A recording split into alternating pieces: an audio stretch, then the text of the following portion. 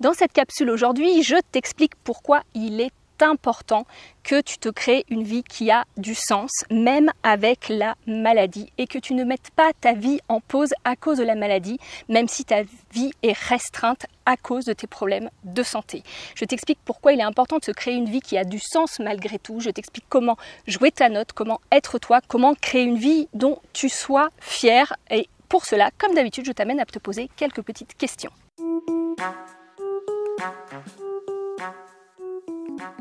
Alors peut-être que tu as suivi toutes mes premières capsules et que tu te dis, c'est bien beau Aurore ce que tu nous racontes, mais mon expérience c'est pas la tienne, et peut-être que tu te dis oui mais Aurore elle vit pas ce que je vis, elle vit pas mes douleurs, elle vit pas ma fatigue, tu me vois dans la nature et tu te dis pour elle c'est quand même beaucoup plus simple, donc ce qu'elle me dit, bon, elle est bien sympa, je regarde ses vidéos, mais ce qu'elle me dit ça s'applique pas à moi.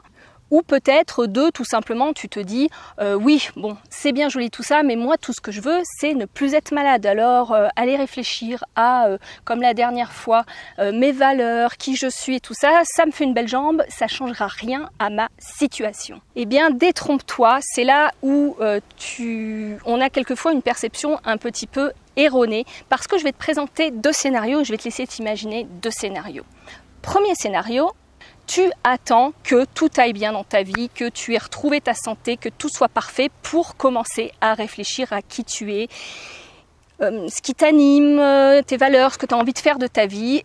Et finalement, tu te dis, j'ai le temps, je penserai à tout ça quand j'irai mieux. Deuxième choix, tu commences à y réfléchir tout de suite, même si c'est pas parfait, même si c'est compliqué, même si tu ne peux pas mettre en place ou être complètement la personne que tu as envie d'être, mais tu commences à y réfléchir maintenant et à faire de petits choix qui vont dans le sens de la vie que tu voudrais avoir, d'une vie qui ne serait pas parfaite du tout, où il y aurait des moments difficiles, mais une vie qui aurait du sens malgré avec la maladie.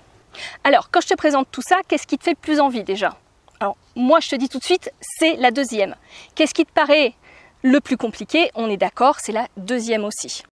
Parce qu'en général, la première, elle est hyper aléatoire, d'attendre que ça aille mieux pour recommencer à vivre sa vie, à faire des choses, à être fier de soi, etc. etc. Mais clairement, elle est sécuritaire, c'est-à-dire que c'est ce qu'on connaît depuis des années, et on se dit que si on essaye d'autres choses, on prend aussi le risque de se mettre dans une position d'insécurité, de rencontrer de nouvelles difficultés, d'échouer, et on a déjà assez de choses à gérer avec la maladie. Et puis peut-être tu te dis tout simplement, et ça je comprends que tu te le dises parce que je me le suis dit moi aussi quand je voyais des gens qui parlaient de valeurs et autres, je me disais oui mais ils sont pas malades, ils savent pas de quoi ils parlent. Mais peut-être que tu te dis aussi que tout ça ce n'est que de la théorie, parce que clairement quand tu souffres, que tu es au lit, que tu peux plus bouger, que tu as des douleurs partout, que tu as envie de pleurer toute la journée, clairement là tout ce que je te raconte, tu te dis mais je m'en fiche complètement, ça va rien changer à ma vie. Et c'est logique dans ces moments-là que tu penses comme ça, puisque ton corps il est en mode survie, et ton corps ce qu'il veut c'est guérir, c'est pas croître, c'est pas créer, aller dépenser finalement son énergie à l'extérieur de soi, c'est finalement garder son énergie pour soi. Donc c'est logique que tu aies ce type de pensée, c'est tout à fait normal. Là où ça commence à être problématique, c'est qu'au final, ces pensées, on les a tout le temps et on s'éloigne de plus en plus de qui on est et on s'éloigne de plus en plus de la vie qu'on voudrait avoir, et du coup, on se rajoute de plus en plus de la culpabilité, et tout ça, ça fait un espèce de micmac qui nous aide clairement pas à aller mieux et qui ne t'aide sûrement pas, toi non plus, clairement à aller mieux. Et c'est pour ça que je te proposais dans les précédentes capsules de travailler un petit peu plus sur tes valeurs, sur qui tu es, parce que tout simplement, même si c'est des petits moments et même si c'est dans des moments qui sont peut-être un petit peu plus légers pour toi, ça va en quelque sorte donner un signal à ton cerveau que tu es en sécurité. Si tu veux, c'est un petit peu comme s'il y avait un petit switch, une petite manette que tu actionnes, mode sécurité, mode survie, tu es toujours en mode survie, ça va permettre d'abaisser cette manette et de passer en mode sécurité. Et plus tu réussiras à accéder à qui tu es au fond de toi, plus tu réussiras à mettre en place des petites actions qui vont dans ce sens, et je dis bien des petites actions, plus ton cerveau finalement va apprendre en quelque sorte à s'apaiser lui-même. Et si on parle par exemple neurosciences, neuroplasticité, tout simplement, plus tu vas accéder à ça aussi, plus tu vas allumer les chemins cérébraux qui vont dans ce sens-là, et plus ce sera facile pour toi d'y accéder, et finalement, plus ça va aller, plus ce sera facile de t'apaiser en situation difficile, et d'être là, d'être présent avec tout ce qui est difficile, parce que il faut pas se leurrer, les moments difficiles, tu en auras tout le temps, tant que quand on vit avec une maladie chronique, on en a forcément tout le temps, mais au moins tu pourras être présent pour toi dans ces moments-là et plus être obligé d'être dans les scénarios catastrophes. Et rien que ça te conservera une énergie phénoménale. Alors encore une fois, tout ça c'est progressif et au début quand on met des choses en place, on n'en reçoit pas le bénéfice et c'est pour ça qu'on a tendance à se démotiver et à se dire que ça sert à rien. Mais fais-moi confiance, enfin fais-moi confiance ou pas d'ailleurs, mais moi c'est en tout cas ce que j'ai mis en place au niveau personnel, c'est très progressif mais petit à petit tu verras vraiment que quand tu vis des moments difficiles, tu arriveras à être quand même présent pour toi, être bienveillant, sans déclencher tout de suite toute la chimie de la catastrophe et tu mesureras finalement ta progression au fait que ces moments-là, ces difficultés-là, elles dureront moins longtemps petit à petit où tu vas mettre des choses en place. Alors c'est sûr, je sais qu'il y a plein de gens différents qui regardent cette chaîne, donc toi et moi on n'a peut-être pas le même parcours, on n'a pas les mêmes problèmes de santé, on n'a pas les mêmes capacités, on n'a pas la même marge d'autonomie, etc., etc. Mais peu importe finalement, parce que se créer une vie qui a du sens, une vie dont tu peux être fier, c'est quelque chose qui va te servir, peu importe ce que tu vis. Donc en fait, quelle question se poser pour pouvoir, entre guillemets, jouer sa note. J'aime bien cette petite expression parce que même si tu es malade, même si tu es au fond de ton lit, même si tu as l'impression que ta vie n'a plus de sens, elle en a un. Tu es toi, tu es important et ce n'est pas parce que tu ne peux pas faire des choses que tu ne comptes pas. Et dans nos sociétés aujourd'hui, on est beaucoup basé sur le fait que ce qui compte, c'est de faire des choses et que finalement... avec la situation qu'on vit, tu es peut-être retiré du monde professionnel, tu es peut-être retiré du monde social, tu ne vois peut-être plus tes amis, peut-être tu as un entourage familial qui n'est pas très présent, on a tendance à avoir l'impression de ne plus exister. Mais tu existes et c'est important d'aller te le rappeler, d'aller puiser au fond de toi qui tu es et de pouvoir vraiment définir ce que toi tu peux apporter dans cette vie, dans ta vie au quotidien. Donc ça peut être intéressant que tu reprennes tout ce que tu t'es noté sur les précédentes capsules, c'est-à-dire tes valeurs, qu'est-ce qui te définit, et que tu te demandes qu'est-ce qui t'anime toi, qu'est-ce que tu peux apporter, qu'est-ce que tu peux t'apporter à toi, qu'est-ce qui te passionne, qu'est-ce qui fait surtout que ta vie a un sens, qu'est-ce qui fait que tu as l'impression entre guillemets que tu as réussi ta vie, même si je déteste cette notion-là, mais qu'est-ce qui donne du sens, qu'est-ce qui fait que tu as l'impression que ta journée est une journée qui a compté pour toi, même si c'est une journée que tu as passée au fond de ton lit, je le répète. Et peut-être tu te dis, mais oui, mais là, moi, je vois pas ce que je peux faire, enfin, je me lève peut-être tu te lèves le matin et tu te dis, t'attends qu'une chose, c'est que la journée soit finie pour aller te coucher, pour plus penser. Et c'est normal, on a tous vécu ça, ou on vit tous ça. Quand on vit des moments difficiles, on préfère un petit peu se terrer, faire l'autruche, parce que finalement, ça a tellement pas de sens qu'on sait plus quoi faire de tout ça. Et ce que je veux te dire, c'est que même dans les situations les plus difficiles, tu peux quand même créer du sens. Alors, je sais que ça paraît compliqué, mais... quand tu vis une vie qui est au regard de tes valeurs, tu peux quand même créer du sens malgré ce que tu vis.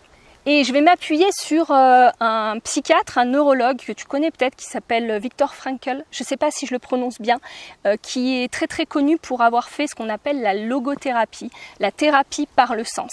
C'est un médecin neurologue donc qui a été malheureusement, qui a été interné dans les camps de concentration et qui a vu toute sa famille mourir, qui est le seul à être sorti vivant des camps et qui a remarqué que tous ses amis, toutes les personnes qui avaient vécu cette situation horrible avec lui et qui en étaient sortis vivants étaient les personnes qui avaient réussi à avoir un espoir ou un sens à leur vie, à donner sens à quelque chose qu'ils n'en avaient pas, mais à pouvoir trouver de l'espoir en eux et donner sens à la situation. Et souvent, il disait à ses patients, puisqu'après il a été thérapeute, qu'est-ce que la vie attend de toi ? Finalement, ça revient à se dire, si je vivais cette situation super compliquée, et si cette situation devait avoir un sens, pourquoi je devrais la vivre? Qu'est-ce qu'elle m'apprend? Qu'est-ce qu'elle m'apprend sur moi? Qu'est-ce qu'elle m'amène à changer dans ma vie? Qu'est-ce qu'elle m'amène à changer dans ma façon de penser? Qu'est-ce qu'elle m'a appris? Et je sais que c'est compliqué de voir les choses de cette manière, mais l'idée de voir les choses de cette manière va permettre aussi d'apaiser la relation qu'on a avec la maladie.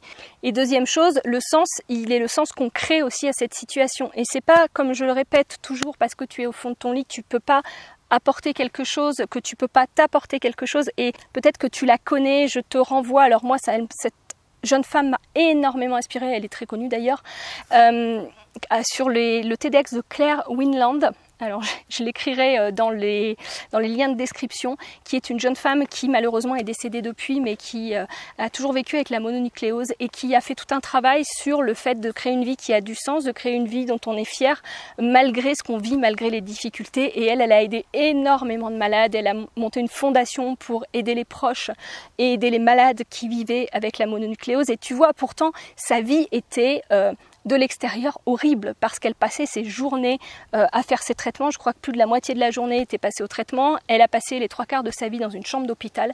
Et pourtant, tu vas voir ses vidéos, c'est une personne qui est lumineuse et qui a su créer du sens. Alors je sais que ce n'est pas simple. De prime abord, ça paraît extrêmement compliqué, mais en se reliant à tes valeurs, en te disant qu'est-ce qui compte pour moi, qu'est-ce qui a du sens, essaye petit à petit de mettre des choses en place dans ta vie par rapport à ça, en te reliant aussi à tes rêves. Alors ça paraît complètement fou de se dire bah ça sert à rien, je vais rêver mais je pourrais pas faire, mais on s'en fiche. Juste tu rêves, tu te dis qu'est-ce que je rêverais de faire, qu'est-ce qui aurait du sens pour moi. Bah moi voilà, j'ai toujours rêvé de venir seule dans la nature et je te le dis tout de suite, la peur est là, la peur énorme est là d'être seule. On ne sait pas ce qui peut se passer, mon téléphone ne passe pas, mais je me suis dit bah suis tes rêves et puis tu verras bien. Et voilà, et c'est chouette quand même. Et j'ai réussi à le faire, et si j'avais pas réussi à le faire, eh ben c'est pas grave parce que j'aurais essayé.